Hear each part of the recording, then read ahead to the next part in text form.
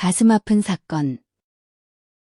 제임스 더피 씨는 채플리조드에 살았다. 자신이 시민으로 속해 있는 도시에서 가능한 한 멀리 떨어져 살고 싶었기 때문이기도 했고, 더블린의 다른 교외 지역들은 전부 비천하고 현대적이며 허세가 심하다고 생각했기 때문이었다. 그는 오래되고 침침한 집에 살았는데 창밖으로는 버려진 증류소가 보였고 위쪽으로는 더블린의 기반이 된 얕은 강이 흘렀다. 카펫도 깔리지 않은 방의 높은 벽에는 그림 한 점 걸려 있지 않았다. 방 안의 가구는 모두 그가 직접 산 것들이었다.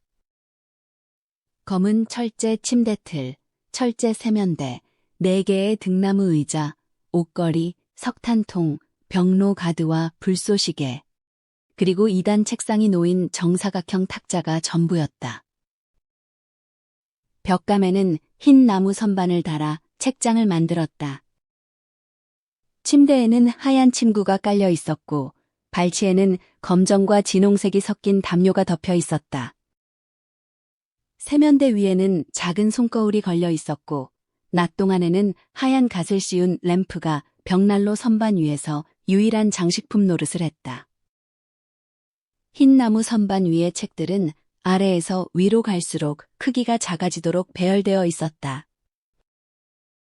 맨 아래 선반 끝에는 워즈워스 전집이 있었고 맨 위 선반 끝에는 공책에 첨표지로 꿰매 붙인 메이누스 교리문답서가 놓여 있었다.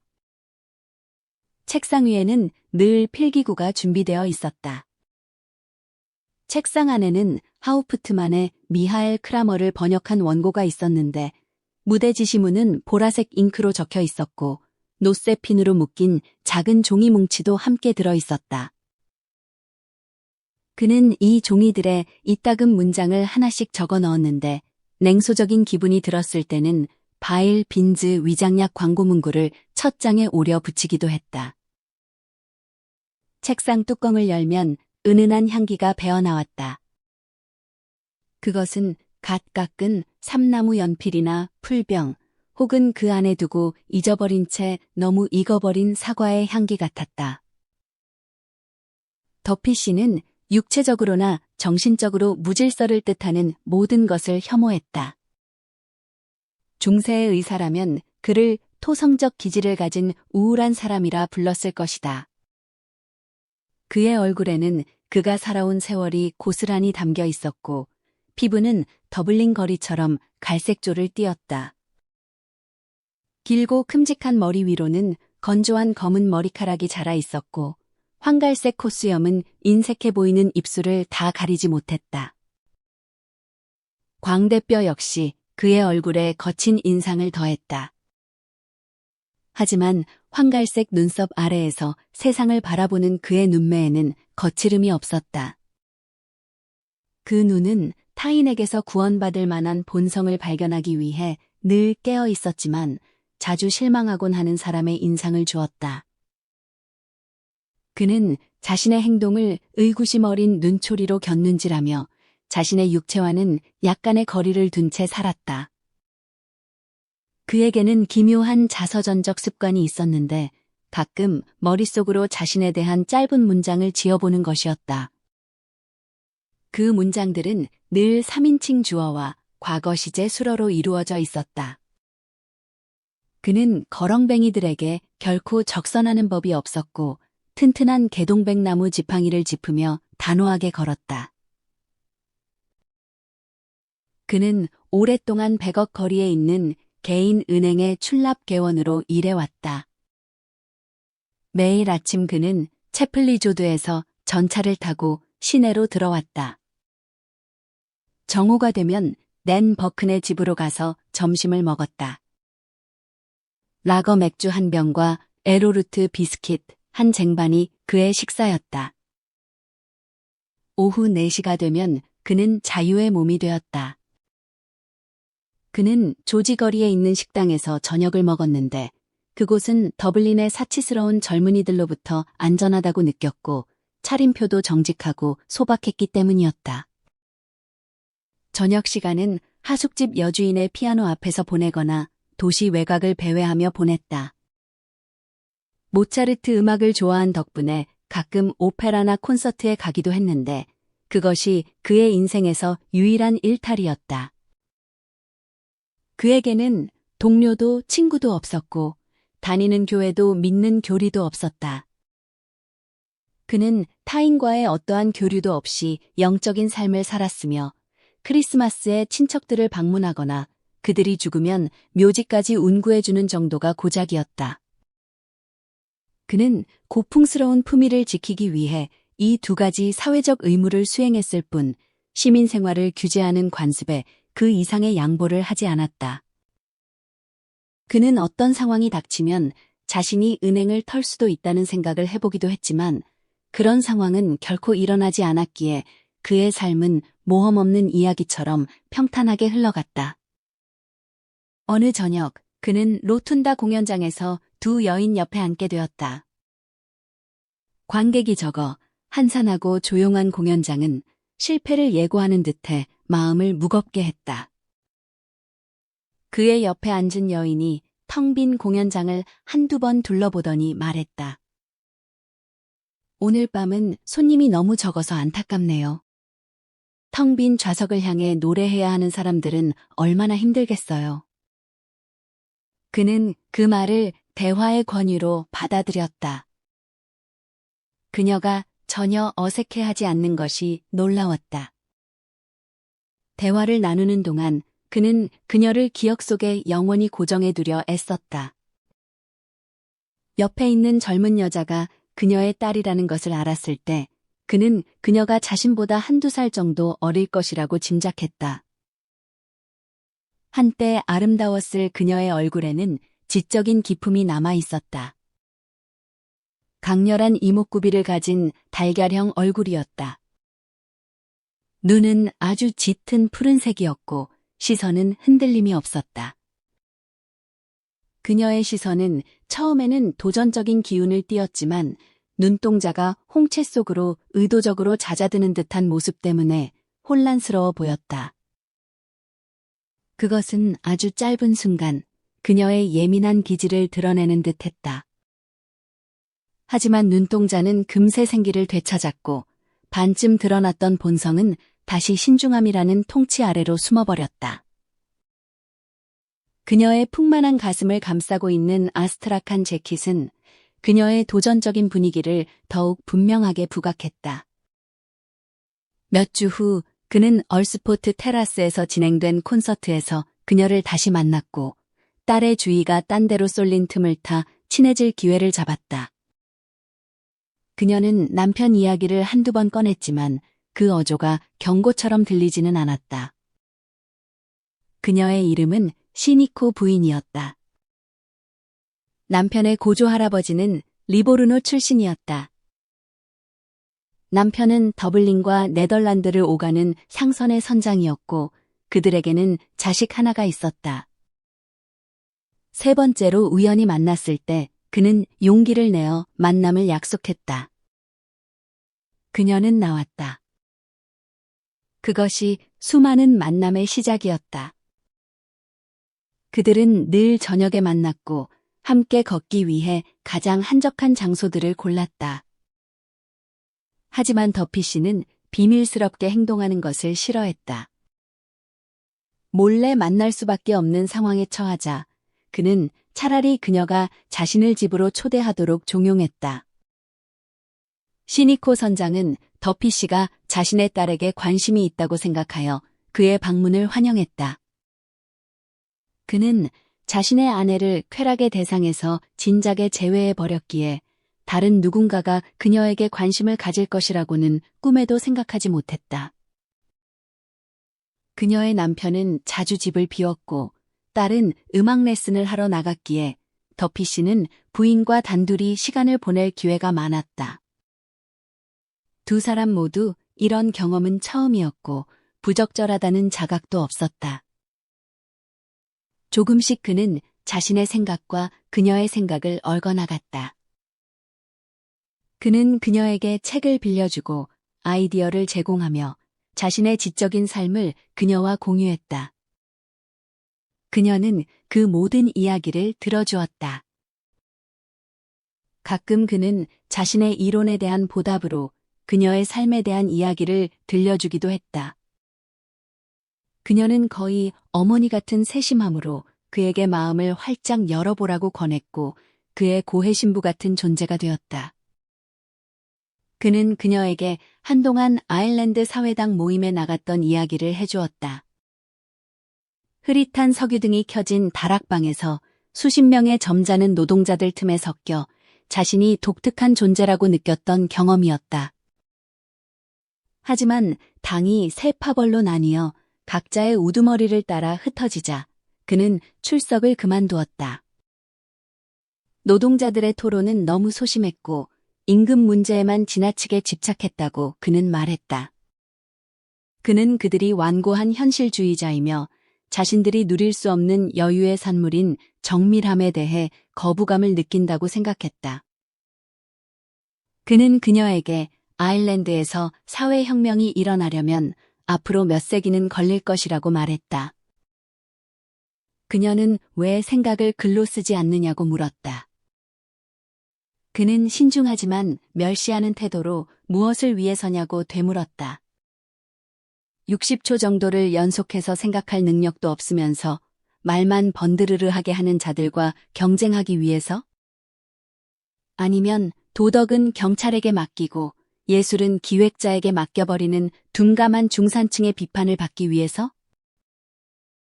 그는 더블린 외곽에 있는 그녀의 작은 집을 자주 방문했고 두 사람은 종종 저녁 시간을 단둘이 보냈다. 그들의 생각이 얽혀가면서 대화의 주제는 점점 덜 추상적인 것으로 변해갔다. 그녀의 우정은 마치 이국적인 식물을 감싸는 따뜻한 흙과 같았다. 여러 번 그녀는 등불을 켜지 않은 채 어둠이 내려앉도록 내버려 두었다. 어둡고 신중한 방, 그들만의 고립, 그리고 여전히 귓가에 울리는 음악이 두 사람을 하나로 묶어주었다. 이 유대감은 그를 고양시켰고 성격의 거친 모서리를 깎아냈으며 지적인 삶에 감성을 불어넣었다. 가끔 그는 자신의 목소리에 귀를 기울이고 있는 자신을 발견하곤 했다. 그는 그녀의 눈에 자신이 천사 같은 모습으로 비치리라 생각했다. 동료의 열정적인 본성을 점점 더 자신에게 가까이 끌어당기면서도 그는 영혼의 치유 불가능한 고독을 주장하는 낯설고 비인칭적인 목소리를 들었다. 그것은 바로 자기 자신의 목소리였다. 우리는 우리 자신을 줄 수 없다. 우리는 우리 자신의 것일 뿐이다. 그 목소리는 그렇게 속삭였다. 그러던 어느 날 밤, 유난히 흥분한 기색을 보이던 시니코 부인이 갑자기 그의 손을 움켜쥐고 자신의 뺨에 갖다 대었다. 더피 씨는 몹시 당황했다. 그녀가 자신의 말을 그런 방식으로 해석했다는 사실에 환멸을 느꼈다. 그는 일주일 동안 그녀를 찾지 않다가 만나자는 편지를 보냈다. 그는 파괴되어 버린 고해소 같은 분위기에 방해받고 싶지 않았기에 파크게이트 근처의 작은 과자 가게에서 그녀를 만났다.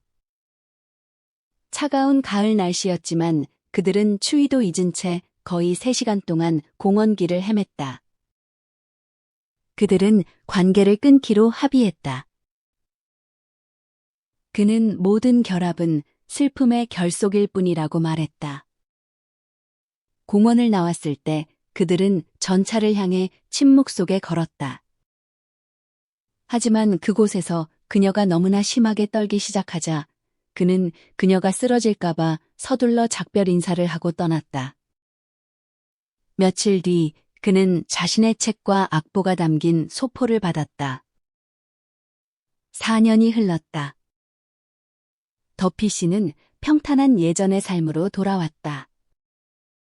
그의 방은 여전히 그의 질서정연한 정신을 증명하고 있었다. 아래층 방의 악보대에는 새로운 악보들이 몇 권 쌓였고 책장에는 니체의 차라투스트라는 이렇게 말했다와 즐거운 학문 2권이 꽂혀 있었다. 책상 속의 종이 더미에 글을 쓰는 일은 거의 없었다. 시니코 부인과 마지막으로 만난 지 2달 후에 적어놓은 문장 중 하나는 이랬다. 남녀 사이의 사랑은 불가능하다. 성적 교섭이 없어야 하기 때문이다. 그리고 남녀 사이의 우정은 불가능하다. 성적 교섭이 있어야 하기 때문이다. 그는 그녀를 마주칠까봐 콘서트에도 가지 않았다. 아버지가 돌아가셨고 은행의 하급 파트너는 은퇴했다. 여전히 매일 아침 전차를 타고 시내로 나갔고 매일 저녁 조지거리에서 적당한 식사를 하고 저녁 신문을 후식 삼아 읽은 뒤 집으로 걸어 돌아왔다. 어느 저녁 콘비프와 양배추를 입에 넣으려던 그의 손이 멈췄다. 물병에 기대어 놓은 저녁 신문의 한 문구에 눈이 고정되었다. 그는 음식을 다시 접시에 내려놓고 그 구절을 주의 깊게 읽었다. 그러고는 물 한 잔을 마시고 접시를 옆으로 밀어낸 뒤 신문을 2번 접어 팔꿈치 사이에 끼우고 그 구절을 몇 번이고 다시 읽었다. 양배추는 접시 위에서 하얀 기름기를 굳히기 시작했다. 종업원이 다가와 음식이 입에 맞지 않느냐고 물었다.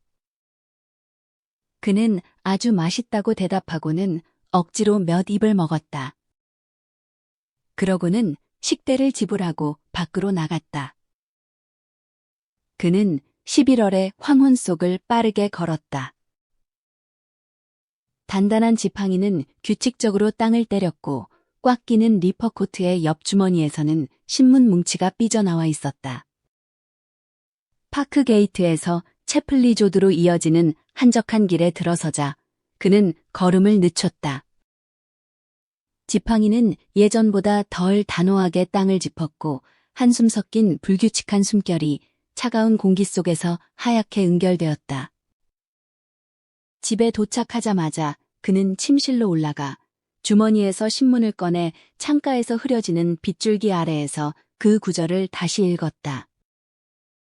소리내어 읽지는 않았지만 신부가 기도문을 암송하듯 입술을 달싹였다. 신문 기사는 이랬다. 시드니 퍼레이드에서의 여인 사망 사건. 가슴 아픈 사건. 오늘 더블린 시립병원에서 부검시관은 어제 저녁 시드니 퍼레이드역에서 사망한 43살 에밀리 시니코 부인의 시신에 대한 검시를 진행했다. 증거에 따르면 고인은 선로를 건너려다 킹스타운발 10시 완행열차에 치여 머리와 오른쪽 옆구리에 치명적인 부상을 입고 사망했다. 기관사 제임스 레너는 자신이 15년 동안 철도회사에서 근무했다고 진술했다. 차장의 휘슬 소리를 듣고 열차를 출발시켰으나 곧 커다란 비명이 들려 급정거했다고 말했다. 열차는 서행 중이었다. 철도원 피더는 열차가 출발하려는 순간 한 여성이 선로를 가로지르려는 것을 목격했다고 진술했다. 그는 그녀를 향해 달려가며 소리쳤으나 미처 손을 쓰기도 전에 그녀는 기관차 완충기에 부딪혀 바닥으로 쓰러졌다. 어느 배심원. 부인이 쓰러지는 것을 보았습니까? 증인. 그렇습니다. 크롤리 경사는 현장에 도착했을 때 고인이 플랫폼에 쓰러져 이미 사망한 상태인 것을 확인했다고 증언했다. 그는 구급차가 도착할 때까지 시신을 대기실로 옮겼다. 57입원 순경도 이를 확인했다. 더블린 시립병원 부원장 헨핀 박사는 고인의 갈비뼈 하단 2개가 골절되었고 오른쪽 어깨에 심한 타박상을 입었다고 진술했다. 머리 오른쪽도 추락 시 충격으로 손상되었다. 하지만 이 부상들이 정상인이라면 사망에 이를 정도는 아니었다. 그의 의견에 따르면 사인은 쇼크와 갑작스러운 심장마비로 보인다. 철도회사 측 변호사 패터슨 필레이 씨는 사고에 대해 깊은 유감을 표했다. 회사는 안내문을 부착하고 자동 개폐기를 설치하는 등 승객들이 다리를 이용하지 않고 선로를 건너는 것을 방지하기 위해 늘 주의를 기울여 왔다고 강조했다. 고인은 늦은 밤에 플랫폼 사이를 가로질러 선로를 건너는 습관이 있었으며 사건의 여러 정황을 고려할 때 철도 직원들에게 과실은 없다고 판단된다고 덧붙였다. 고인의 남편인 시드니 퍼레이드 레오빌 거주자 시니코 선장도 증언했다. 그는 고인이 자신의 아내임을 확인했다. 사고 당시 그는 로테르담에서 오늘 아침에야 도착했기에 더블린에 없었다. 그들은 결혼한 지 22년 되었으며 약 2년 전 아내가 과도하게 술을 마시는 습관이 생기기 전까지는 행복하게 지내왔다고 말했다. 딸 메리 시니코 양은 최근 어머니가 밤마다 술을 사러 나가는 버릇이 있었다고 말했다. 자신은 어머니를 설득하려 애썼고 금주연맹에 가입시키기도 했다고 증언했다. 그녀는 사고가 난 지 1시간 후에야 집에 돌아왔다. 배심원단은 의학적 소견에 따라 평결을 내렸으며 기관사 레넌의 모든 혐의를 벗겨주었다. 부 검시관은 이것이 매우 가슴 아픈 사건이라며 시니코 선장과 그 딸에게 깊은 애도를 표했다. 또한 철도회사에 향후 유사한 사고가 발생하지 않도록 강력한 조처를 할 것을 촉구했다. 누구에게도 책임은 지워지지 않았다. 더피 씨는 신문에서 눈을 떼고 창밖의 쓸쓸한 저녁 풍경을 바라보았다.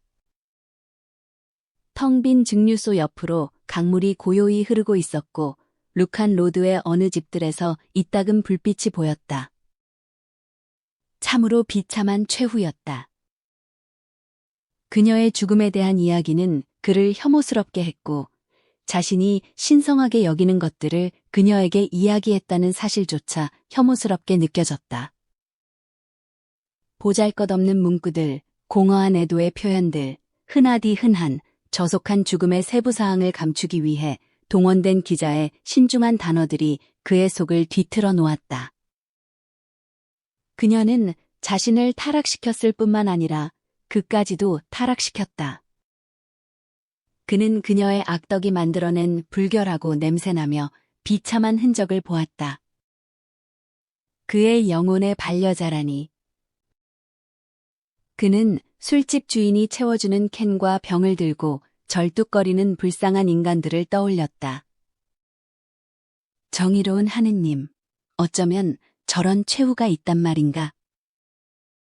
분명 그녀는 삶에 부적합한 존재였고 뚜렷한 목적의식도 없이 나쁜 습관에 쉽게 굴복하며 문명의 찌꺼기로 남겨진 낙오자 중 하나였을 뿐이다. 하지만 그녀가 그토록 밑바닥까지 추락할 수 있단 말인가. 그녀에 대해 이토록 철저하게 자신을 속일 수 있었단 말인가. 그는 그날 밤 그녀의 돌발적인 행동을 기억해냈고 그 어느 때보다 가혹하게 그것을 해석했다. 이제 그는 자신이 선택했던 그 이별의 길을 정당화하는데 아무런 어려움이 없었다. 빛이 사라지고 기억이 방황하기 시작하자 그는 그녀의 손이 자신의 손에 닿는 것 같은 기분이 들었다. 처음에 위장을 공격했던 충격이 이제는 신경을 공격하고 있었다. 그는 서둘러 코트를 입고 모자를 쓴 채 밖으로 나갔다. 문을 나서자 차가운 공기가 그를 맞이했고 코트 소매 속으로 스며들었다. 채플리조드 다리 근처의 술집에 도착한 그는 안으로 들어가 따뜻한 펀치를 주문했다. 주인은 굽신거리며 술을 내왔지만 감히 말을 걸지는 않았다. 가게 안에는 5명 정도의 노동자들이 킬데어주에 있는 어떤 신사의 재산 가치에 대해 토론하고 있었다. 그들은 커다란 핀트잔에 담긴 맥주를 이따금 마시고 담배를 피우며 바닥에 침을 뱉고는 무거운 장화로 톱밥을 끌어다 침을 덮곤 했다. 더피 씨는 의자에 앉아 그들을 바라보았지만 그들이 보이지도 들리지도 않았다. 잠시 후 그들이 나가자 그는 펀치를 한 잔 더 주문했다. 그는 오랫동안 그 술잔 앞에 앉아 있었다. 가게 안은 아주 고요했다. 주인은 카운터에 몸을 쭉 뻗고 하품을 하며 신문을 읽었다. 이따금 밖에 적막한 길 위로 전차가 휙 소리를 내며 지나가는 소리가 들려왔다. 그곳에 앉아 그녀와 함께했던 삶을 되돌아보고 이제는 두 가지 이미지로 굳어진 그녀의 모습을 번갈아 떠올리며 그는 그녀가 죽었다는 사실을 실감했다. 그녀는 존재하기를 멈췄고 기억이 되어버렸다. 마음이 불편해지기 시작했다. 그는 자신에게 물었다. 달리 무엇을 할 수 있었겠느냐고. 그녀와 속임수 가득한 연극을 계속할 수도 없었고 대놓고 함께 살 수도 없었다. 그는 자신이 최선이라고 생각한 일을 했을 뿐이다. 그에게 무슨 잘못이 있단 말인가. 이제 그녀가 떠나고 나니 밤마다 그 방에 홀로 앉아 있었을 그녀의 삶이 얼마나 외로웠을지 이해가 갔다. 그 역시 죽어서 존재하기를 멈추고 기억이 될 때까지 혹여 누군가 그를 기억이라도 해준다면 그의 삶 또한 외로울 터였다. 술집을 나섰을 때는 9시가 넘은 시각이었다. 밤 공기는 차고 음침했다. 그는 첫 번째 문을 통해 공원으로 들어갔고 앙상한 나무들 아래를 걸었다. 4년 전 그들이 함께 걸었던 황량한 길을 따라 걸었다. 어둠 속에서 그녀가 곁에 있는 것만 같았다. 어떤 순간에는 그녀의 목소리가 귓가에 닿고 그녀의 손이 자신의 손을 스치는 것 같았다. 그는 소리에 귀를 기울이며 멈춰섰다.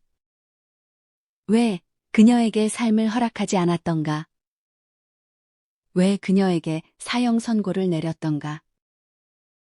그는 자신의 도덕적 자아가 산산조각이 나는 것을 느꼈다.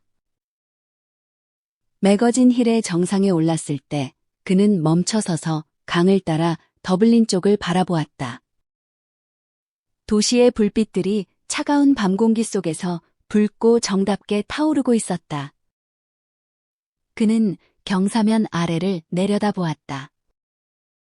공원 단장 아래 그림자 속에 몇몇 인간들이 누워있는 것이 보였다. 저 천박하고 은밀한 사랑의 모습들은 그를 절망에 빠뜨렸다. 그는 자신의 올고 닿던 삶을 갉아먹었다. 그는 자신이 삶의 축제에서 쫓겨난 자라고 느꼈다. 한 인간이 그를 사랑했던 것 같았는데 그는 그녀에게서 삶과 행복을 앗아가 버렸다. 그녀에게 치욕과 수치스러운 죽음을 선고한 셈이었다. 그는 담장 아래 누워있는 저 생명체들이 자신을 지켜보고 있으며 자신이 떠나기를 바라고 있다는 것을 알았다. 아무도 그를 원하지 않았다. 그는 삶의 축제에서 추방당한 자였다. 그는 더블린을 향해 구불구불 흐르는 희미하게 빛나는 잿빛 강물로 눈을 돌렸다. 강 너머로 킹스브리지 역을 빠져나오는 화물열차가 보였다. 어둠 속을 헤치며 고집스럽고 힘들게 기어가는 머리에 불을 달고 있는 벌레 같았다. 열차는 천천히 시야에서 사라졌지만 그의 귀에는 여전히 기관차의 고된 웅성거림이 그녀의 이름 석자를 되풀이하고 있었다. 그는 왔던 길을 되돌아 걸었다. 기관차의 리듬이 귓가에서 쿵쾅거렸다. 그는 기억이 말해주는 것들의 실체를 의심하기 시작했다. 그는 나무 아래에 멈춰서서 그 리듬이 잦아들기를 기다렸다. 이제 어둠 속에서 그녀가 곁에 있다는 느낌도 그녀의 목소리가 들리는 느낌도 들지 않았다. 그는 몇 분 동안 귀를 기울이며 기다렸다. 아무 소리도 들리지 않았다. 밤은 완벽하게 침묵했다. 그는 다시 귀를 기울였다. 완벽한 침묵이었다. 그는 자신이 혼자라는 것을 느꼈다. 작품 해설. 철저한 고립과 관계의 단절. 이 작품은 지적이면서도 서늘한 고독을 다룬 비극입니다. 주인공 더피는 자신의 육체와 일정한 거리를 둔 채 질서와 논리라는 차가운 요새 속에 스스로를 유폐시킨 인물입니다. 그는 타인과의 접촉을 무질서로 규정하며 3인칭의 시선으로 자신의 삶을 관조하는 기묘한 결벽증을 보여줍니다. 작품의 갈등은 시니코 부인과의 만남에서 시작됩니다.